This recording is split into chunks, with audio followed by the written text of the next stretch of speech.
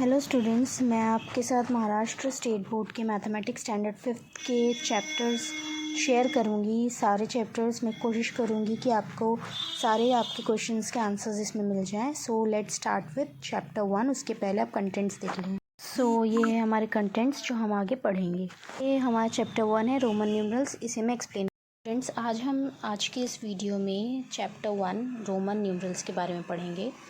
जो हमारे Roman numerals हैं वो एंशियंट टाइम में यानी कि ओल्ड टाइम में यूरोप में रोमन कैपिटल लेटर्स के थ्रू लिया गया था, क्योंकि वहाँ पर उस टाइम पे 1 2 3 4 जो हम आज इंटरनेशनल नंबर्स पढ़ते हैं वो नहीं थे। तो वहाँ पर जो रोमन के कैपिटल लेटर्स थे, अल्फ़ाबेट्स आई, वी, एक्स और भी काफ़ी सारे थे, उन सबको एज अ नंबर यूज़ किया जाता था। आप लोगों ने कई बार देखा होगा क्लॉक में ऐसे सिंबल्स बने होते हैं, आई, फिर डबल आई, फिर ट्रिपल आई। तो ये सारे क्या हैं? ये सारे क्या हैं? आपके रोमन न्यूमरल्स हैं। अब उसमें प्रॉब्लम ये थी कि ज़ीरो के लिए जो है हमारे पास कोई सिंबल नहीं लिया गया था। ज़ीरो के लिए कोई भी लेटर कोई भी लेटर नहीं दिया गया था। तो ठीक है, अब हम रोमन न्यूमरल्स के बारे में आगे पढ़ेंगे।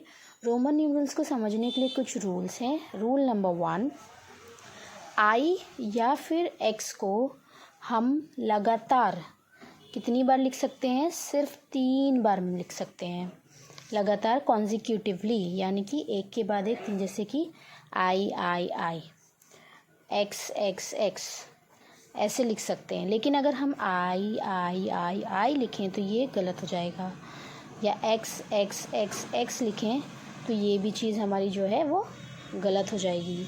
तो इससे हमें क्या पता चल रहा है कि हम सिर्फ 3 बार लिख सकते हैं। और जब हम लगातार 3 बार लिखते हैं या 2 बार लिखते हैं या 1 बार लिखते हैं, जैसे कि हमने अगर 2 बार लिखा लगातार, तो ये जो है एक का मतलब क्या हो गया? 1। तो 1 यहाँ 2 बार है तो 1 + 1 हो जाएगा, यानी कि 2। इसी तरह अगर हम 3 बार लिखते हैं तो ये हो जाएगा 1 + 1 + 1, यानी कि 3। मतलब हमें उन सबको ऐड करना है। उसी तरह हमारा x के साथ भी जाएगा। x x लिखा होगा, यानी कि 10 + 10, यानी कि हमारा 20। और x x x लिखा होगा, 10 + 10 + 10, यानी कि हमारा 30 हो जाएगा। तो ये है हमारा रूल नंबर 1।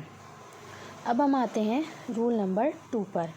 रूल नंबर 2 यही है कि जो हमारा आई और एक्स है वो सिर्फ 3 बार मैक्सिमम रिपीट हो सकते हैं, जो मैंने आपको ऊपर भी बता दिया था। लेकिन यहाँ ट्विस्ट ये है कि जो हमारा वी है, जो कि 5 का काम करता है, वो हमारा रिपीट नहीं हो सकता है। उसको हम सिर्फ एक ही बार लिख सकते हैं, 2 या 3 बार नहीं लिख सकते हैं। तो ये हो गया हमारा रूल नंबर 2। अब हम आते हैं रूल नंबर 3 पर। रूल नंबर 3, तो जो हमारा रूल नंबर 3 है वो ये है कि अगर आई और वी को, आई या फिर वी को हम राइट साइड में लिखते हैं किसी बड़े नंबर के, तो वो जो है वो ऐड हो जाता है। इसका मतलब मैं आपको आसानी से समझाती हूँ कि जैसे कि अब हमने लिख दिया x, ठीक है, x यानी कि 10। x का वैल्यू क्या होता है? 10 होता है। तो अगर हमने 10 के बाजू में i डाल दिया, ठीक है, 10 के बाजू में i डाल दिया, यानी कि ये हो गया 10 + 1, यानी कि 11, ठीक है। उसी तरह अगर हमने 10 के बाजू में v डाल दिया तो v की वैल्यू क्या होती है? v की वैल्यू होती है 5 और x की वैल्यू होती है 10। ये हो जाएगा 10 + 5, यानी कि 15। मतलब अगर किसी बड़े नंबर के बाजू में हम एक छोटा नंबर डालें तो हमें उसे ऐड करना है। ऐड करके जो भी सम आता है वही हमारा वो नंबर बन जाता है। ये हो गया हमारा रूल नंबर 3। अब रूल नंबर 4 ये है कि अगर हम किसी बड़े नंबर के पहले यानी कि लेफ़्ट साइड में कोई छोटा नंबर लिखते हैं तो वो जो नंबर होता है वो उससे सब्ट्रैक्ट हो जाता है।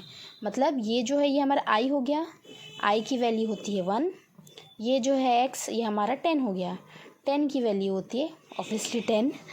तो हमारा जो है ये 10 में से 1 सब्ट्रैक्ट हो जाएगा, बड़े नंबर में से छोटा नंबर जो है वो सब्ट्रैक्ट हो जाएगा। ठीक है, तो आंसर क्या आ जाएगा 9।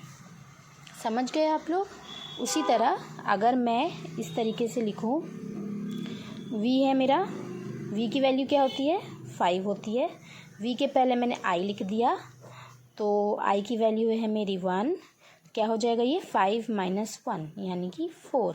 तो मेरी इस वाले नंबर की वैल्यू क्या आ गई 4 आ गई। लेकिन हम कभी भी 5 को या 10 को इसके पहले नहीं लिख सकते, क्योंकि 10 हमारे यहाँ पर मैक्सिमम नंबर है और 5 को हम इस तरीके से यूज़ नहीं करते। तो ये हो गया हमारा रूल नंबर 4। ओके स्टूडेंट्स, तो ये हो गए हमारे रूल नंबर 4। अब ये हमारे सारे रूल्स थे, तो हम एक बार फटाफट से फिर रिपीट कर लेते हैं रूल्स को। रूल नंबर 1 हमारा जो है वो ये है कि i या फिर x को हम 3 टाइम लिख सकते हैं, और अगर 2 या 3 टाइम हम लिख रहे हैं तो वो ऐड हो जाते हैं, और जो उसका सम होता है वो हमारा आंसर हो जाता है।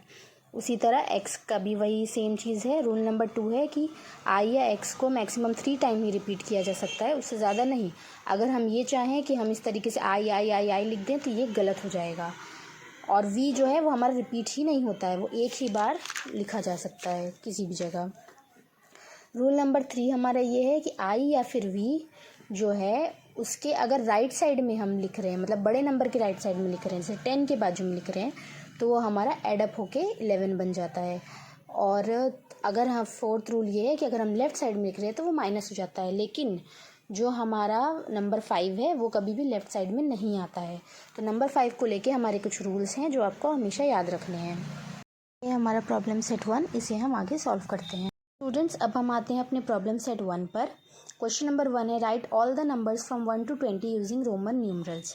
तो 1 to 20 जो रोमन न्यूमरल्स आपको लिखने हैं वो कुछ इस तरीके से हैं। ये हमने नॉर्मल इंटरनेशनल न्यूमरल्स लिखे हैं 1 2 3 4 5 6 7 8 9 10 पूरा 20 तक।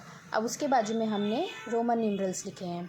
जो हमारे रोमन न्यूमरल्स हैं वो किस तरीके से हम करते हैं वो मैं आपको बताती हूँ। आई का मतलब होता है 1। आई 2 बार आई, मैंने आपको बताया था रूल कि अगर हम 2 बार लिख रहे हैं तो एडअप हो जाता है, यानी 1 1 2 1 1 1 3। लेकिन मैंने आपको बताया था रूल कि आप 4 बार नहीं लिख सकते हैं लगातार आई। तो हम क्या करते हैं कि बड़े नंबर में से छोटे नंबर को माइनस करके दूसरा तरीका अपना रहे हैं ना। तो v माइनस आई यानी कि 5 माइनस 1 ये हो गया 4। फिर ये v को हम कहते हैं 5, v प्लस 1 मतलब v प्लस आई 6 7 8 के बाद फिर वही हो गया कि हम 4 बार आई नहीं लिख सकते हैं। तो हमने क्या किया, 10 में से i को सब्ट्रैक्ट किया, यानी कि 10 में से 1 को सब्ट्रैक्ट किया, हो गया 9। फिर ये हो गया हमारा 10। उसी तरह 11 12 13 14 मतलब 4 तो आपको पता ही है, तो 10 प्लस 4 14, 10 प्लस 5 15 16 17 18 19 और 20 के लिए हम 2 बार x लिखते हैं। तो ये हो गया हमारा रोमन न्यूमरल्स कंप्लीट। अब हम आ जाते हैं नेक्स्ट क्वेश्चन नंबर 2 पे। Right the following numbers using international numerals. v मैंने बताया था आपको 5 होता है, फिर VII 7, इसी तरीके से ये सारा कुछ हमने यहाँ पर लिख दिया है, आप देख सकते हैं। फिर नेक्स्ट है हमारा fill in the empty boxes. यहाँ हमें न्यूमरल्स स्पेलिंग में दिए हुए हैं, उसे हमें रोमन न्यूमरल्स में लिखना है। तो ऑब्वियसली जैसे हम नंबर्स के साथ करते हैं वैसे स्पेलिंग के साथ भी करना है आपको। 3 यानी कि 3 i, 8 यानी कि 5 प्लस 3 i, 6 यानी कि 6, 12 यानी कि 12। अब यहाँ पर एक छोटी सी गड़बड़ हो गई है हमसे, यहाँ पर नॉर्मल 6 नहीं लिखना है बल्कि 5 and 1 6 i ये लिखना था। ओके, सो ये हो गए आपके क्वेश्चन नंबर 3।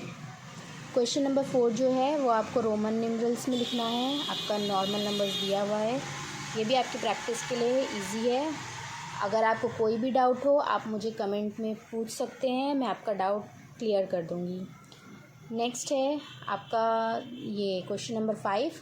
इसमें बोला गया है कि इस टेबल में आपको इंटरनेशनल नंबर्स दिए हुए हैं, रोमन नंबर्स दिए हुए हैं, लेकिन हो सकता है कि रोमन नंबर्स में कुछ गड़बड़ी हो। तो आप रूल्स के हिसाब से फॉलो करके ये बताइए कि ये सही है या गलत। अगर गलत है तो सही वाला रोमन न्यूमरल आपको नीचे लिखना है। फर्स्ट वाले में ये हो गया आपका इंटरनेशनल नंबर 4 सही है, लेकिन मैंने आपको बताया था ना 3 ही बार इसको कॉन्जिक्यूटिवली यूज़ कर सकते हैं आई को, यहाँ 4 बार है, यानी कि ये गलत है, तो हमने इसका आंसर लिखा है रॉन्ग और ये हमने करेक्ट वाला लिख दिया है। उसी तरह 6 ये सही है तो राइट। 8 यहाँ पर ये 8 गलत है तो ये रॉन्ग हो गया। 8 कुछ इस तरीके से लिखा जाता है। 16 ये सही था और 15 3 बार 5 को हम रिपीट नहीं कर सकते, 5 के कुछ रूल्स हैं, तो ये हो गया हमारा 15। Okay students, thank you.